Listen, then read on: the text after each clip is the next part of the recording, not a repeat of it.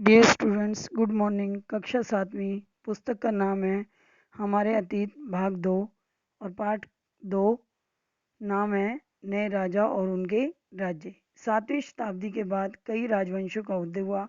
मानचित्र एक में उपमहाद्वीप के विभिन्न हिस्सों में 7वीं से 12वीं शताब्दी के बीच शासन करने वालों के प्रमुख राजवंशों को दिखाया गया है।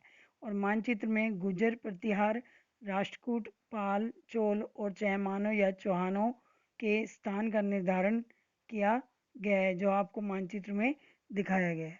नए राजवंशों का उदय। 7वीं सदी आते आते उपमहाद्वीप में विभिन्न भागों में बड़े भूस्वामी, योद्धा, सरदार अस्तित्व में आ चुके थे और राजा लोग प्राय उन्हें अपने मातहत या सामंत के रूप में मान्यता देते थे।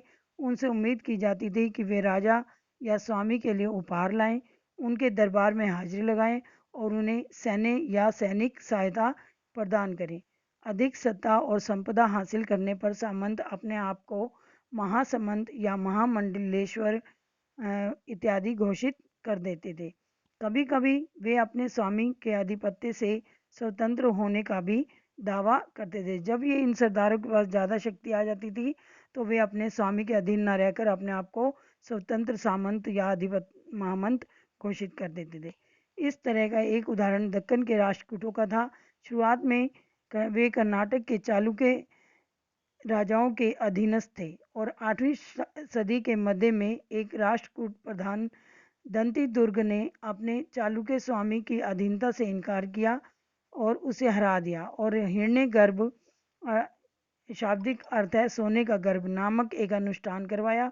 जब यह अनुष्ठान ब्राह्मणों की सहायता से संपन्न किया जाता था तो यह माना जाता था कि इससे याचक या जन्मना क्षत्रिय न होते हुए भी क्षत्रिय के रूप में दोबारा क्षत्रियताओं को प्राप्त कर लेगा। जो इस अनुष्ठान को करवाता था वो चाहे किसी भी जाति का हो, वो इस क्षत्रियता को प्राप्त कर लेता था। कुछ अन्य उदाहरणों में उद्यमी परिवारों के पुरुषों ने अपनी राजशाही कायम करने के लिए सैन्य कौशल का इस्तेमाल किया। मिसाल के तौर पर कदम्ब, मयूर शर्मण और गुजर प्रतिहार हरिश्चंद्र ब्राह्मण थे जिन्होंने अपने परंपरागत पेशे को छोड़कर शस्त्र को अपना लिया और क्रमशः कर्नाटक के और राजस्थान में अपने राज्य सफलतापूर्वक स्थापित की। राज्यों में प्रशासन। इन नए राजाओं में से कईयों ने महाअधिराज, त्रिभुवन चक्रवर्तिन और इस प्रकार की भी उपाधियां हासिल की। लेकिन इस तरह के दावों के बावजूद वे अपने सामंतों और साथ ही साथ किसानों, व्यापारी, ब्राह्मणों के संगठनों के साथ अपनी सत्ता की साझेदारी करते थे। इन सभी राज्यों में उत्पादकों अर्थात किसान, पशुपालकों, कारीगरों से संसाधन इकट्ठे किए जाते थे। इनको अक्सर अपने उत्पादनों का एक हिस्सा त्यागने के लिए मान्य या बाध्य किया जाता था और कभी कभी इस हिस्से को लगान मानकर वसूला जाता था, क्योंकि प्राप्त करने वाला भूस्वामी होने का दावा करता था और राजस्व व्यापारियों से भी लिया जाता था। ये संसाधन राजा की व्यवस्था का वित्तीय आधार होते थे। इन्हीं संसाधनों से राजा का जो है राजकोष बढ़ता था और साथ ही मंदिरों तथा दुर्गों के निर्माण में भी इस्तेमाल होते थे। संसाधन उन युद्धों को लड़ने में भी इस्तेमाल होते थे जिनसे लूट की शक्ल में धन मिलने की या जमीन और व्यापारिक मार्गों के प्रयोग की संभावनाएं बढ़ती थी। राजस्व वसूली के लिए पद अधिकारियों की नियुक्ति सामान्यतः प्रभावशाली परिवार के बीच में से की जाती थी, जो प्राय वंशानुगत होती। जैसे अगर दादा वही काम करते हैं तो पिता भी वही काम करेगा और उसका बेटा भी वही काम करेगा। और सेना में भी ऐसे ही होता था। कई बार राजा के निकट संबंधी ही इन ओहदों पर होते थे।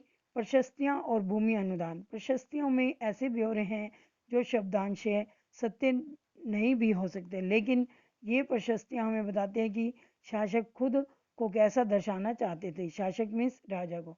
और मिसाल के लिए शूरवीर, विजय योद्धा के रूप में ये विद्वान ब्राह्मण द्वारा रची गई थी और जो अक्सर प्रशासन में मदद करती थी।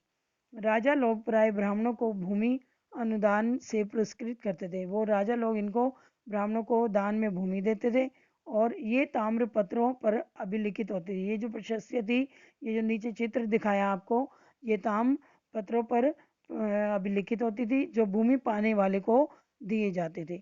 और यह थोड़ा संस्कृत और तमिल में लिखा होता था इन ताम्रपत्र पर। और ताम्रपत्र का एक संग्रह है जिसमें 9वीं सदी में एक शासक के द्वारा दिए गए भूमि अनुदान का उल्लेख है। जिन कड़ियों के से ये पत्र जुड़े हैं उन पर राजसी मोहर लगी होती थी, और जो यह बताने के लिए है कि यह एक प्रमाणिक दस्तावेज है। 12वीं शताब्दी में एक बृहत संस्कृत काव्य की भी रचना की गई, जिसमें कश्मीर पर शासन करने वाले राजाओं का इतिहास दर्ज है। इसे कल्हण नामक एक रचनाकार द्वारा रचा गया था।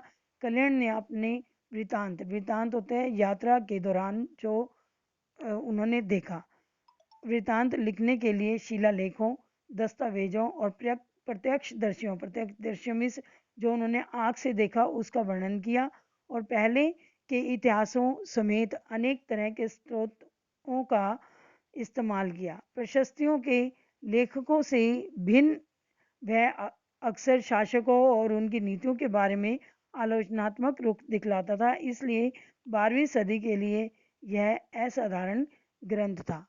धन्यवाद।